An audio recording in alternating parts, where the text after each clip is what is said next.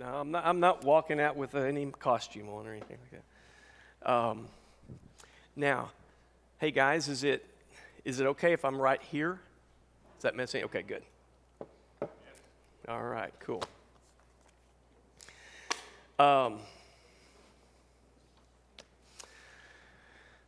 So this morning, we're gonna talk about something, and then we're gonna go into our table talks. So it's good that you're all around tables, and I guess you're fine to be around that table today, but you can mix it up if you want to. But in the weeks ahead, we're gonna keep mixing it up for a little bit, and so that we just get to know what's going on in each other's lives. And so I look forward to that. How many of you know who Chris Pratt is? Okay, me. Okay, so he's an actor. He's kind of known for the Jurassic Park movies, and what's the other one? Guardians of the Galaxy. Yeah, all those sorts of things. He professes to be a Christian, and I've seen him at times stand up very boldly and proclaim some pretty powerful things in some circles that you and I probably wouldn't be as bold and as comfortable. Other times I see him feels like he's caught up in a mess just because that's Hollywood. It's weird, you know. But a few years ago, I don't know, 4 or 5 years ago, he spoke at one of the awards places, and he did this. He had this opportunity to address them, and he gave them like 10 rules for life. His 10 rules for life. Half of them were kind of stupid and silly, and he was just trying to be funny and humorous and keep the attention of the group. But 3 or 4 of the things that he said were quite profound, and he ended on pointing to Jesus. He never said the name Jesus, but he pointed to the cross and redemption and all those sorts of things. I thought it was quite amazing. But one of the things that he said that stood out to me, and he just boldly stated this, and I thought, I've never heard anybody talk about this topic that way. And this is what he said to that whole audience. And I mean, there's all these actors and celebrities and musicians, and everybody's there. And he says, you have a soul. Be careful with it. And then he said a few more things about that. But you have a soul. Be careful with it. And he got an applause from some of the crowd, and they panned around people's faces, and you looked at it and you could say, some people are just kind of going, oh, brother, here we go. Somebody's going to preach at us. And then others were like, yes, you know. And to stop and think about that for a second. And you know, I realize I have a soul. I realize I have a life and all those sorts of things. But he put a lens on it, a focus on the human soul. And he told everyone in that place, you know what? You have a soul. Be careful with it. Be careful what you do with it. Give care to your own soul. Now, that was a great point to go, man, now let's talk about what that soul is and what redemption of the soul is and how to care for your soul and all that stuff. He moved on, but it just hung there heavy. And that has stuck with me for a long time. In fact, I think it's a great way sometimes to just share your faith is talk to somebody. Do you believe you have a soul? You know? What kind of attention do you give to your soul? See, we know that we have a body. Bruce talked about that a moment ago. He said he's getting old. Thank you. You know, for all of us older than you, that pushes us, you know, on in a certain direction. But yeah, the Bible says that this body, this house, this dwelling that our soul lives in is temporary. Okay, it's going to fade away. Fortunately, there's a new body, a new housing, a new home for our souls.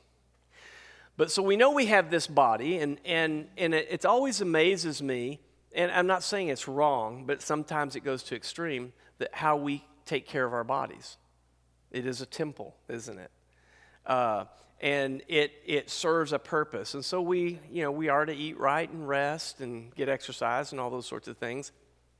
Sometimes in life, you look at the world around us and people go to an extreme on these things. And sometimes we might get caught up into it.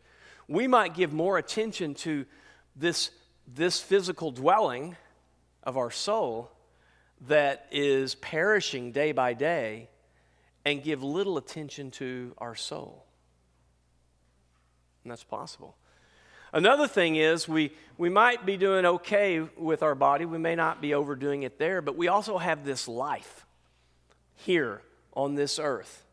And it is possible to run to the end of the highway and not find what you're looking for, right? It's possible to run thinking, I'm doing the right thing every day. It's possible to think, I'm going to church, I'm reading my Bible, I'm helping somebody out, I'm pursuing my interests, my hobbies, and everything else, and we can be driven and living this life, and then at the same time be neglecting our soul. And that's a strange one. You mean I'm doing some Christian things, and yet I'm still neglecting my soul? The concern that I have is that many of us, myself included, have gone through seasons where I'm doing all the things I know I'm supposed to do, but somehow my soul doesn't know it. Somehow my soul is just felt like it's neglected. Like, Bo, do you realize I'm deep down inside you here? Do you understand that I'm the main thing in your life? Your soul can speak to you like that. And so,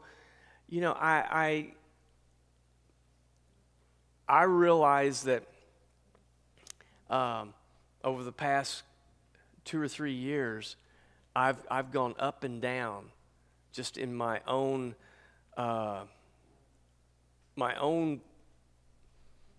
spiritual well-being. Let's put it that way. How is it with my soul? I don't mean that I've run off and jumped off the cliff into sinful whatever, but I just mean it's like you can just live life and your soul it's like so dried up. It's thirsty. It's just, will you just pour some water on me? Will you just feed? Will you care? And so what we're going to talk about for just a minute is how to care for our own soul. Do you think that our God cares for our souls? Are we to give it attention? Do we know how to tend to the care of our own soul? I've had to recognize a degree and level of weariness in my life. Just feeling like you're carrying more burdens than you should. Anybody relate to that? Well, I saw one. Mercy back there. You shouldn't be, a name like Mercy? I don't know. No. Anybody been wrestling with some of that in your life? You feel like, man, I can see this vision. I know what I'm running to the end of the high. Bruce, I don't know, man. Thank you. Run to the end of the highway, but I can't find what I'm looking for. I thought if I just did this, I thought if I just strived harder, I would get there and it would be there, and it's just not there. And our soul just sits there and goes, help. you know. And some days you don't recognize, we can just run over the top of our soul. I got life, I got things to do, I'm busy. It's on and on and on, right?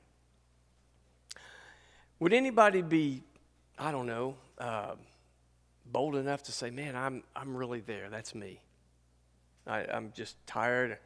Well, come on up here. Huh? So you're tired. You feel weariness. Well, I want to tell you that Jesus has an answer for you. And I want to bring that out here to you.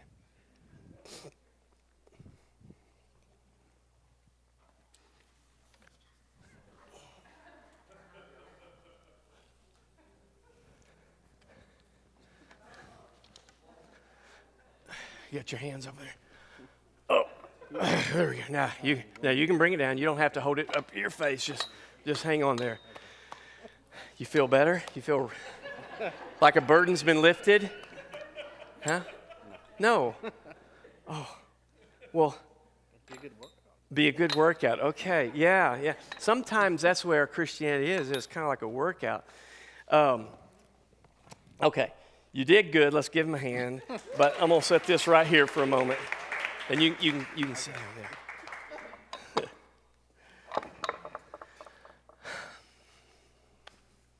That just doesn't look restful, does it? Jesus said something quite amazing. It's counterintuitive when you first hear it.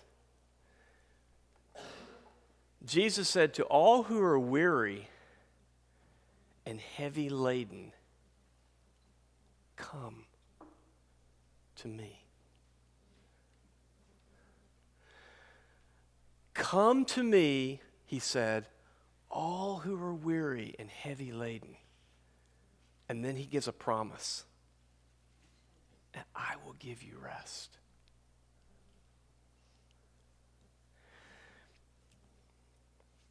Jesus offers us an invitation. An invitation that I think in my early 20s, when I first started reading passages like this, I was like, man, yes.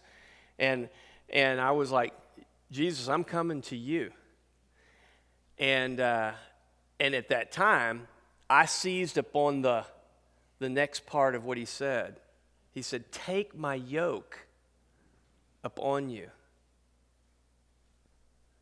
and learn from me. For I am gentle and humble in heart, and you shall find rest for your souls. I seized upon the yoke.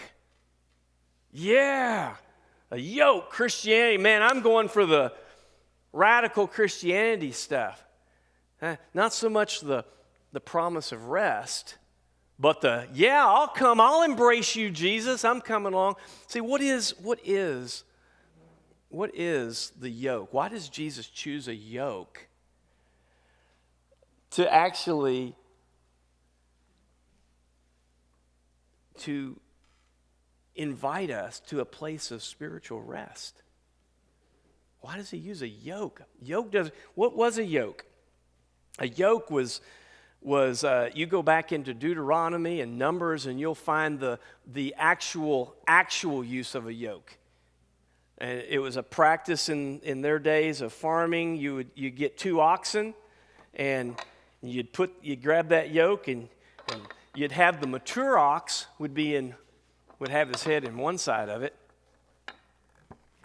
It'd rest right on the shoulder, and then I need somebody else. Come on up here. And so he would get right there, yeah. And so since I'm about 40 years older than you, I'm the mature ox, supposed to be. And you're the learning one. So I'm the one that kind of guides us, and I'm the one that bears most of the burden. Your shoulders are just getting used to this thing, buddy. Okay? Mine have shaped and formed to the yoke. Okay, right? But so I'm pulling this way. you know, and you're just following, you're learning, but you're starting to learn to carry the load, right? Now that's just, we can take it off. That's just oxen. And thank you, Justin. So that's just before we get to Jesus. Jesus wasn't talking about ox, was he? It's interesting that even in the Old Testament, the yoke is used metaphorically and figuratively over and over and over. You can read it through the prophets. They would talk about the yoke of one nation upon another nation. They would talk about the yoke of servitude to another master. Okay? So you can understand that, and they'd lay heavy burdens on Israel or the people. And so it was used figuratively many, many times. And then in the New Testament, Jesus comes along and he uses this as an illustration. At one and the same time, it's an illustration of discipleship. That when we are yoked, and you know, we're to be yoked with who? Jesus. Jesus is the master. Jesus is the one that has the strength. Jesus is the one that has the maturity, like the ox, the mature ox.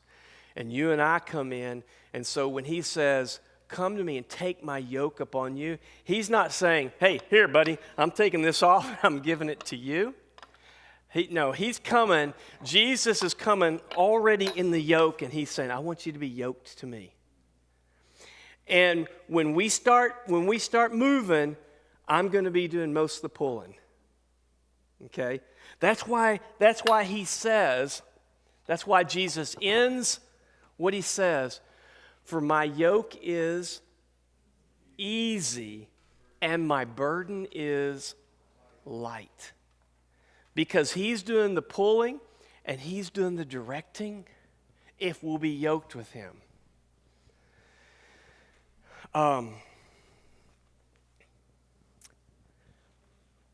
As I've been thinking on this for the last, couple of weeks, and I felt like not only do I need this in my life to return to an understanding that we're in this for this lifetime. In my 20s and in my 30s, I had internal energy from which I knew not where it came, you know? And then that kind of drains over the years, as you serve God and you walk with him, and you can relate to this. And if you're not careful, we can inadvertently uncouple from the yoke of Jesus, and we can be yoked to something else. And that's the struggle. That's the struggle. Acts 15, and just to save time, because I don't want this to be too much longer. Acts 15 talks about there in Jerusalem where the Gentiles were coming to faith in Christ, and a lot of the Jewish Christians were beginning to say, well, they need to go back and do all the laws and all the stuff that Moses had said that we need to do. And he said, listen, our forefathers couldn't even labor under that yoke. And you want to put that yoke upon the rest of them? No way. You read the same thing in Galatians chapter 4 and 5. Right in there, and he says, you know, if you want to be under the law, you're putting yourself under a yoke again, and you're missing grace. And at the end of his whole discussion on that, and I would love to take the time for you should go back and read it. At the end of it, he says, he never calls it a yoke, but he says, don't be under the law, but at the same time, don't be governed by the flesh. The flesh can become a yoke as well. If I just don't have any law over me, then I'm free. No. All of a sudden, you realize the flesh is going to rise up, and it's going to present to you a yoke for your life. And it's every desire you want to chase after can become a yoke in your life, can it? What are some of the yokes that we might embrace in our lives? A yoke of sin? A yoke of busyness? A yoke of fear? A yoke of just searching out my own happiness for my own satisfaction of life, and yet I'm unwilling to come and be yoked with Jesus, the one who promises that. That doesn't mean that every single thing that happens in our life, if we're yoked to Jesus, is perfect and beautiful. But the general flow of our lives. So if we will trust Him and submit to Him, and if we will allow ourselves to not only be yoked, but to remain be yoked, we'll learn Jesus' way. We'll experience the things that we feel like we ought to be experiencing, but we don't. Does that relate? I mean, does that resonate with you? Well, we can catch it here, but can I get it here and begin to practice that? Where we're headed, guys, right now as a church is we want to see God's kingdom move forward, manifested wherever we are. We're gonna be poor at it if we're burned out, if we're yoked to other things, to something else. We can be religious and Christian religious and still be yoked to things that just are fighting against it, and God wants to break that yoke over us, and He wants us to take His yoke. That's what He says. Come to me, all who are weary and heavy laden, and I'll give you rest. Take my yoke upon you and learn from me. If we're yoked with Him, we'll learn from Him. He'll teach us His ways. What does the yoke represent? The more and more I've studied this and meditated, I believe that the yoke represents the teaching, and I don't want it to sound like heady, but what Jesus came to teach us, what He came for us to learn of His ways. It represents a way of life. This is a lifestyle. It's not a momentary thing. Well, I did that, and now I'm moving on to bearing my cross. Those are saying similar things, aren't they? Take up your cross and follow me. I just want to say that on the one hand, I know there's times that there will be suffering in our lives. And the Lord permits it. We grow through those times.